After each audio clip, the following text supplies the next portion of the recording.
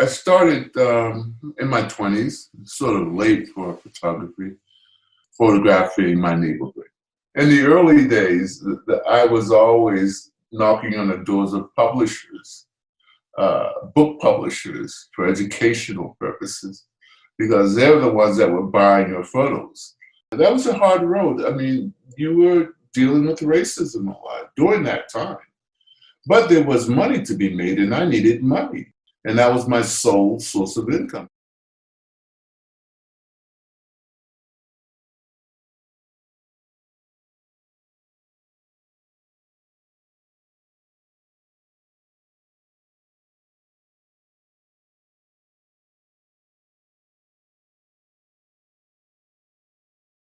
But then I realized that, the color your skin kept you out of the game a lot. For example, why can't I photograph a yacht? Well, you never had a yacht. You've never been on.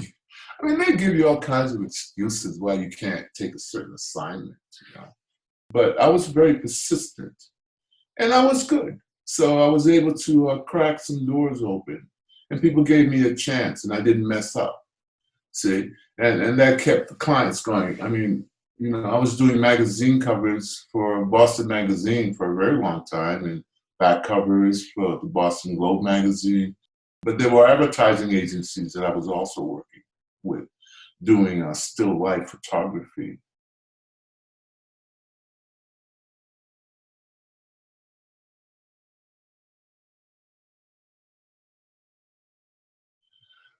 You have to be good to do these things. You have to know your lighting and your angles of camera and I work for Polaroid corporations also, testing their materials, their film.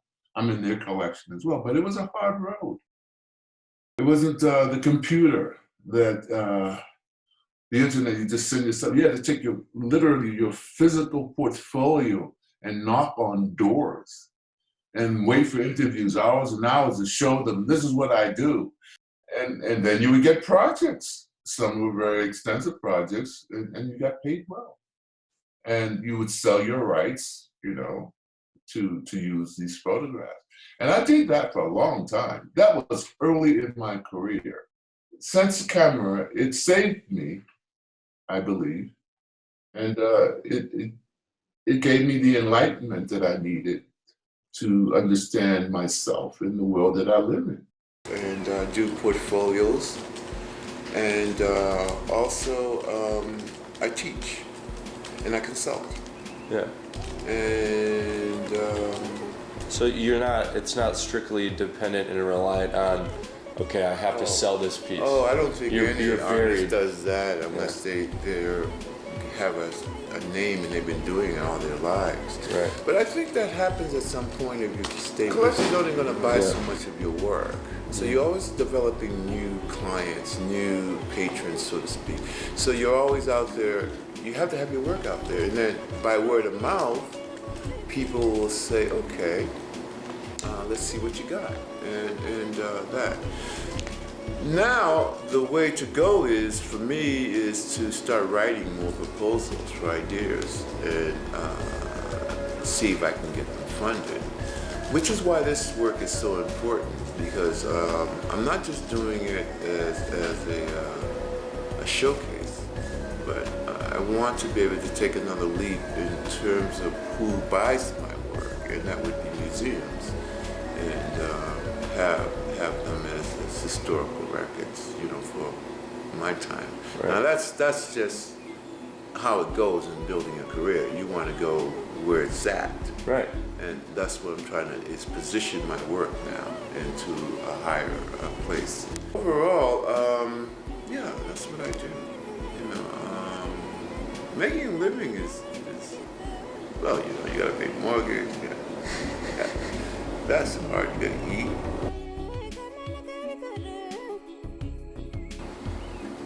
It'll be an overview of pretty much my experience there. And I think I'm going to stress more the desert, than the infrastructure of some of this. Than the greed and the money and the... Yeah, well, that's not really what I'm stressing. It's just how Cairo as a center of the antiquities and the culture is now just being ripped off. It's no longer being kept. Not that it was being kept so well in the first place, but now it's just gone. People are digging where they have no knowledge. They're not archaeologists, and there's implosions. Some people are dying in their own homes because they're digging in the homes, trying to get tunnels to different sites. That was one of the problems when they started building. They were building on sites. But there's always excavation going on in Egypt. But now it's being done by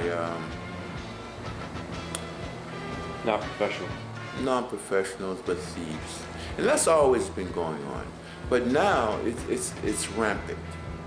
It's rampant. I mean, it's just ridiculous. About it, I don't understand, why it's taking place or the root causes or the meaning behind it. Yeah. Which I think you're ultimately in the end game trying to expose, or you're trying to bring light to what the reason or the injustice of all this looting, all this dying, all this revolution, of recently, right? Well, man is greedy. Sure. Money.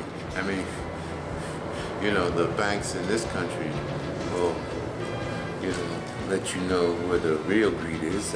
Oh, yeah, for sure. But that's another story. We'll never get out of this within our lifetime. Oh, no way. I think that we're in for a long ride here.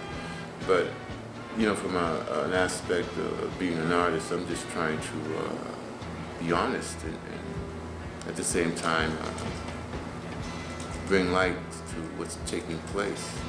And this way, since I had ventured there, I might as well make use of the material. So there are two processes involved in what I'm trying to say. Right. And that's the part I love. I love about going into depth and also transformation of the images. A lot of what I've been doing in the past was transformative, where I would, let's say this way, add more to glorify my statement by use of color, harmony, and now the material is giving it a dimension of glow. So Sure. There's enhancement, there's rendering that I've always aesthetic. Yeah. So I'm now reassembling and contemplating how the material is going to be for exhibition. So the aspect I'm involved in currently is, one, I have 2 interns this summer who I am showing the process of establishing a body of work, putting it together, and what goes into it. Like I said, my work is process driven, so I begin with the surface. Creating the surface that I'm going to put the imagery on. So aside from, paper, there's metal. These bits and pieces are metallic mesh, and they're gonna cut and just keep putting them in any way, which order within this framework. And also is a measuring experience, measuring it and seeing exactly what the ratio is for what I have. It may not fit my ratio, so I have to crop it and put that piece in somewhere else. Okay, so that's where it becomes more play, moving. And so it works in the composition, of course, because, I'm breaking lines, crossing lines, and I don't want too many lines in there, Because what I'm trying to say is each one of these sections is an image by itself. Right.